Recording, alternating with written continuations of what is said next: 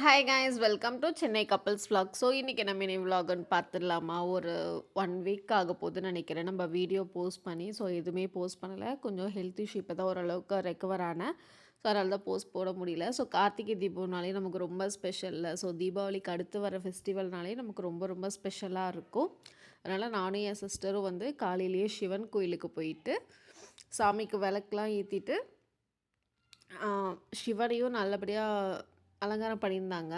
சிவனை அழகாக அலங்காரம் பண்ணிட்டு நாங்கள் சிவனையும் பார்த்துட்டோம். இந்த கோவில் வந்து எனக்கு ரொம்ப ரொம்ப ஸ்பெஷலுங்க. என்னோடய மேரேஜ் இந்த கோவிலில் தான் நடந்துச்சு. இந்த கோவிலுக்கு இதோட நான் 3rd டைம் இந்த கோவிலுக்கு போகிறேன். அதனால் எனக்கு இது ரொம்பவே ரொம்ப ஸ்பெஷல் மொமெண்ட்டான கோவில் அது. சென்னையில் இருந்த வரைக்குமே வந்து தீபத்துக்கு கோவிலுக்கெலாம் போனதில்லை. ஏன்னா நமக்கு ஒர்க் முடிச்சுட்டு வருவோம், ஈவினிங் தீபம் வீட்டில் ஏற்றிடுவாங்க. காலேஜ் படிக்கும்போது மட்டும்தான் நம்ம வீட்டில் நாம்ளாக ஏற்றுற மாதிரி இருக்கும். ஸோ உங்கள் வீட்டிலலாம் சொல்லுங்கள், உங்களுக்கு யாருக்கெல்லாம் தீபம் ஏற்றுறதுனா ரொம்ப பிடிக்கும். ப்ளஸ் வந்து தீபம்னாலே நமக்கு ஒரு நிறைய கலர்ஃபுல் லைட்ஸு இது எல்லாமே இருக்கும். பட்டாசுலாம் வெடிக்கிறது யார் வீட்டிலலாம் சொல்லுவாங்க, தீபாவளிக்கு பட்டாசு வெடிக்கும்போது கார்த்திகை தீபத்துக்கும் வச்சுக்கோ அப்படின்னு சொல்லுவாங்களான்னு சொல்லுங்கள். ஸோ எங்கள் வீட்டிலலாம் சொல்லுவாங்க, தீபத்துக்கு பட்டாசு கொஞ்சம் எடுத்து வச்சுக்கோ அப்படின்ட்டு. சின்ன வயசுலலாம் அது ரொம்ப நமக்கு தீபாவளி முடிச்சிட்டாலே மறுபடியும் அந்த பட்டாசு நம்ம எப்போ வெடிப்போம் அப்படின்ற ஒரு ஆர்வம் நமக்கு ரொம்பவே இருக்கும்.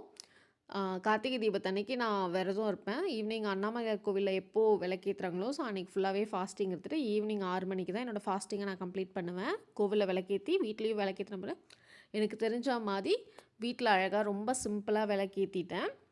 அன்றைக்கான விரத சாப்பாடு என்னெல்லாம் பார்த்துடலாமா? சாதம், அவரைக்காய் பொரியல், சக்கரை பொங்கல் சாமிக்கு படைக்கிறதுக்காக, வாழைக்காய் பொரியல், அப்பளம், வடை, சாம்பார், ரசம் இவ்வளோதாங்க. ரொம்ப சிம்பிளாக தான் பண்ணியிருந்தேன்.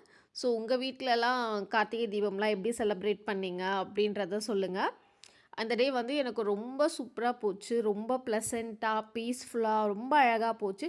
ஸோ சப்ஸ்கிரைப் பண்ண மறந்துடாதீங்க. தேங்க்ஸ் ஃபார் வாட்சிங்.